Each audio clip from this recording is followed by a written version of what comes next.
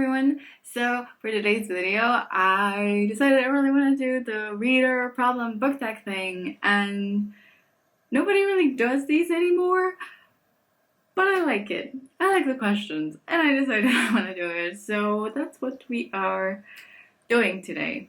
So without further ado, let's just get right into the first question, which is, you have 20,000 books on your TBR.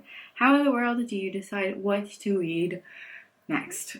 Wow, that's a lot of books on a TBR. I think I would be very overwhelmed. I don't know if this would work with such a quantity of books, but normally I just feel like which book I want to read. I just look at what I have in my TBR. I have this small, very small actually, bookshelf for the books that I want to read. Usually there is something that's speaking to me more than the rest at this moment. But if I have 20,000 books, oof, I hope I have them categorized somehow, for example, by genres.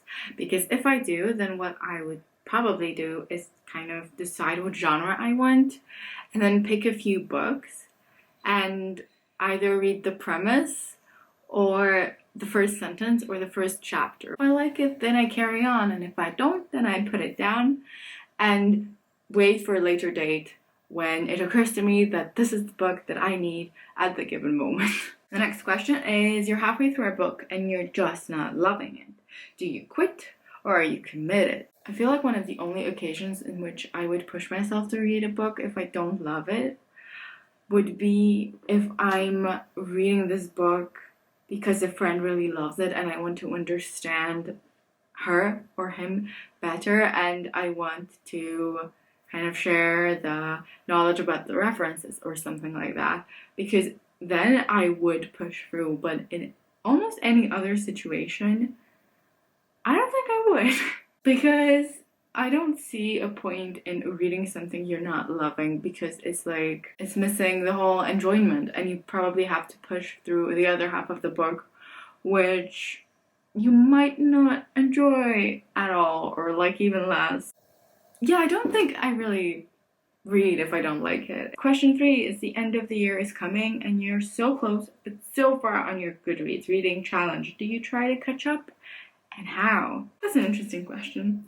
My Goodreads reading challenge is set to one book. I was in a very bad reading slump and I wasn't enjoying reading at all at some point like 2 years ago. Basically, I set this ambitious goal for myself to read 50 books and I could not do it. Like, I tried to read like graphic novels and like poetry and counted everything as a book, but in the end I realized it's not worth it, because you end up reluctant to read anything for a long period of time after you just push yourself to read and read and read because there's a Goodreads goal that's waiting for you. And it just wasn't worth it for me. Ever since then, I've been not really caring about how much I read a year and a week or a day or anytime, because I really shifted my perspective to enjoy the books I read and just read what I feel like and when I feel like, instead of pushing myself to fulfill my own unrealistic expectations sometimes. So I wouldn't try to catch up. Question number 4 is, the covers of a series you love do not match. How do you cope? I don't think I've ever had a problem like this. I'm trying to imagine a situation in which that happens and what I would do. But would I don't know. It also depends on how much I enjoy the book and how much I think I'm gonna reread it, because if I think I'm gonna reread it, I might make it all nice and have a set and try to buy the copies that match. But also, I don't know. I really don't know. I think I wouldn't also mind that much if they didn't match. Maybe I would just let it be as it is, and I would look at it for a very long period of time until something clicks in my mind that this is how it's supposed to be, and then I'll just move on with my life. So question number 5 is, everyone and their mother loves a book you really don't like.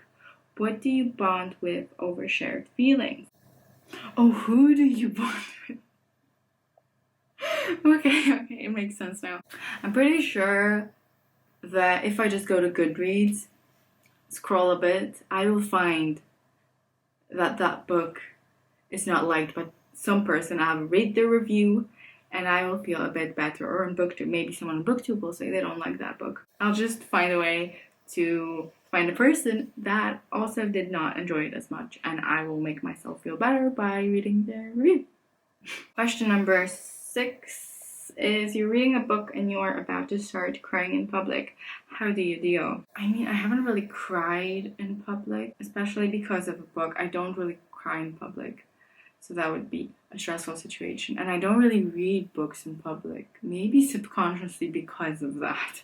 But anyway, I think I would either try to like hide it a bit, or I would go to some more private place, or I would just sit down and cry. I mean, people cry in public places sometimes, and that's okay. That's just life. So maybe I would just go ahead and do it. Question number 7 is, a sequel of a book you love just came out, but you've forgotten a lot from the prior novel. Will you reread the book, skip the sequel, try to find a synopsis on Goodreads, cry in frustration? That's a fair question. I think if it's a more popular book, it would be easier to find some description, some summary online. Someone maybe wrote out the points somewhere, hopefully. If that's not the case, I would probably skim for it to find out what's happening. My usual problem with sequels and the previous books are the names and who is who and like what happened to who. And I remember something happened to some person, but I just don't remember who that was, which is kind of a hard thing to find if you're just skimming through a book. So if I'm lucky, maybe there is some character description somewhere online. If not, then I'll just power through it and hope that I'll end up remembering something, and if I don't, then maybe it's not that important to the plot. Question number 8 is, reading ADD, you've picked up and put down 5 books in the last month. How do you get over a reading slump? I think I would just not read for a while, go do other things like watch movies or play some instruments, or just spend some time doing something else than reading, and then gradually I would feel the need to read something, and then I would pick it up and read the whole thing, and then I'd just move on to another book. Yeah, 5 books, 5 unsuccessful reads, or partially successful. I think that's a sign that you might need a break, so that's what I do. Question number 9 is, there are so many new books coming out that you're dying to read. How many do you actually buy? That is not a good question, because I don't have any like limit or idea how many books I buy. I just see some books and I buy them if I really need them or want to have them. I don't think I ever buy more than 4 books at once. 5 maybe, if they're at a good price somewhere. Yeah, I think like 4 or 5 would be the answer for this question. 3, 4, 5, yeah. From 3 to 5. If there are books that I really am dying to read, I would get. What more do I add here? And the last question, number 10, is, after you've bought the new books you can't wait to get to, how long do they sit on your shelf before you get to them? Oh, that's a bit of a different question. I don't know. It might be a day or 0 days if I really want to read it, like when I get it. Might be 5 years. I don't know. The longest I've had a book in here that I haven't read was actually a gift. I feel so bad about it. It was in 2014, that's 6 years ago. I got to like half of it though. Okay, not half of it, but I'm gonna finish it. I don't know. I just haven't yet, and I feel really bad about it. But on the other hand, I didn't buy this book. I'd say around at least half a year. Let's be realistic. It's at least half a year. Okay, I have answered these questions. Some of them a bit embarrassing, but there you go. You know what? I'm really curious what could be other answer for the covers of a series you love, do not match. How do you cope? Like, how do you cope? I want to know that. That's interesting. I don't know. I'm curious about this. I keep on thinking about those questions. Like, what can you do? Can you like repaint them or something? You could repaint them. You could design your own covers and then like print them. Wow. I hope you guys enjoyed this video. I hope you are having a nice day, and I hope to see you soon. Bye!